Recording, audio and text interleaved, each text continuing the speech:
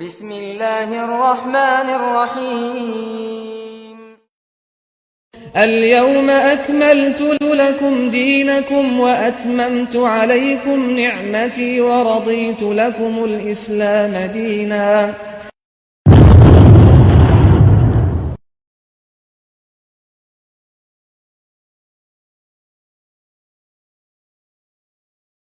ওহে বিশ্ববাসী, ওহে মুসলিম জাতি, ভালো করে শুনে রাখো, আল্লাহ সুবহানাহু ওয়া তাআলা বলছেন আল-ইয়াওমা আকমালতু লাকুম দীনাকুম, আজকে আমি তোমাদের জন্য তোমাদের দ্বীনকে কামেল করে দিয়েছি, পরিপূর্ণ করে দিয়েছি, মুকাম্মাল করে দিয়েছি। আকমালতু লাকুম দীনাকুম, এই দ্বীন মুকাম্মাল হয়ে গেছে।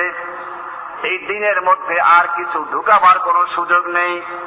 একটা বিল্ডিং পরিপূর্ণ হয়ে গেছে, আকমালতু। এখন যদি স্বর্ণের ইট কেউ নিয়ে আসে, হীরকের ইট নিয়ে আসে আর বলে এইটা এই জায়গায় ঢুকানো সম্ভব?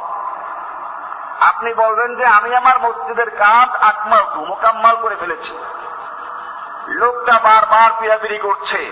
এখন যদি আপনি বাধ্য হয়ে ঢুকাতে চান তাহলে কি করতে হবে? এই একই পরিমাণ জায়গা ভাঙতে হবে, তারপরে ঢুকানো সম্ভব। আল্লাহ সুবহানাহু ওয়া তাআলা জানিয়ে দিলেন আল-ইয়াওমা আকমালতু লাকুম দীনাকুম, আজকে আমি তোমাদের জন্য তোমাদের দ্বীনকে মুকাম্মাল করে দিয়েছি, পরিপূর্ণ করে দিয়েছি।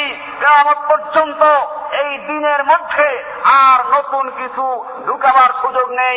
যত ভালো মনে করো, সওয়াবের কাজ মনে করো, তোমার ঢুকাবার সুযোগ নেই। মাগরিবের নামাজ 3 রাকাত ফরজ, 3 রাকাতই তোমাকে পড়তে হবে, 4 রাকাত পড়লে নামাজ হবে না। তুমি জোহর পড়েছো 4 রাকাত, আসর 4 রাকাত, এশা 4 রাকাত, আর মাগরিবের নামাজ মাঝখান থেকে 3 রাকাত পড়লো। কেউ যদি বলে অসুবিধা কি, সবের উদ্দেশ্যে একটা রুকু বেশি করব, সিজদা বেশি করব, আল্লাহর নাম নিব, সুবহান রাব্বিল আযীম বলবো, সুবহান রাব্বিল আলা বলবো, নামাজ হবে? কারণ যেই সময় দিন মুকাম্মাল হয়েছে সেই দিনের মধ্যে মাগরিবের নামাজ তখন 3 রাকাতই স্থান পেয়েছে। ও মুসলমান জাতি, আল্লাহ রাব্বুল আলামিন জানিয়ে দিলেন যেইভাবে নামাজের মধ্যে রাকাত বাড়াবার কমাবার ক্ষমতা নেই, ঠিক তেমনি ভাবে দিন ইসলামের কোন ক্ষেত্রে কোন কিছুকে সওয়াবের নামে বাড়াবার কমাবার ক্ষমতা তোমাকে দেওয়া হয় নাই।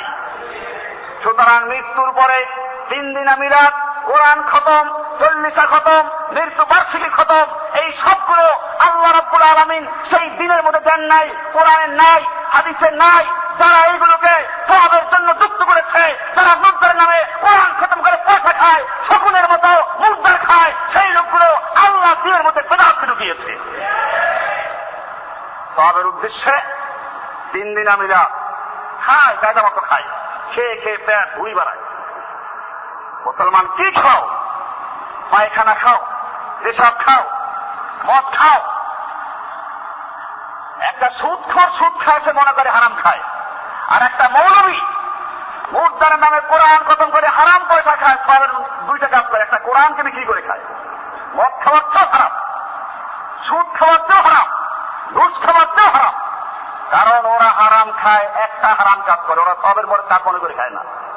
আর এই মোল্লা খায় কি মনে করে? এটা আমি বারবার বলেছি।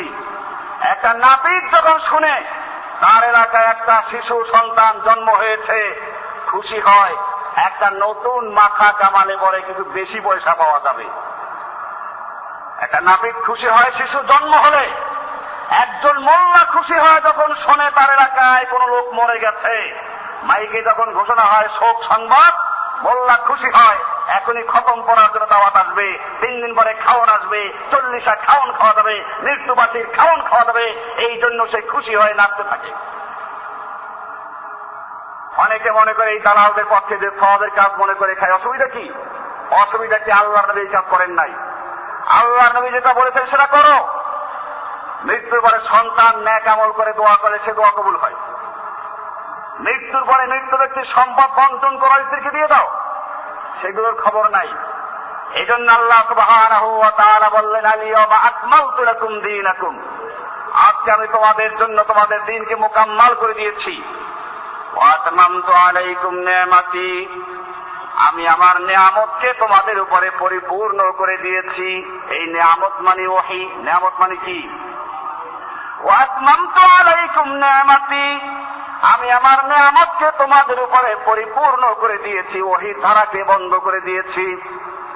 কিয়ামত পর্যন্ত আর কোনো ওহী নাযিল হবে না, জিবরাইল তোমার কাছে আসবে না।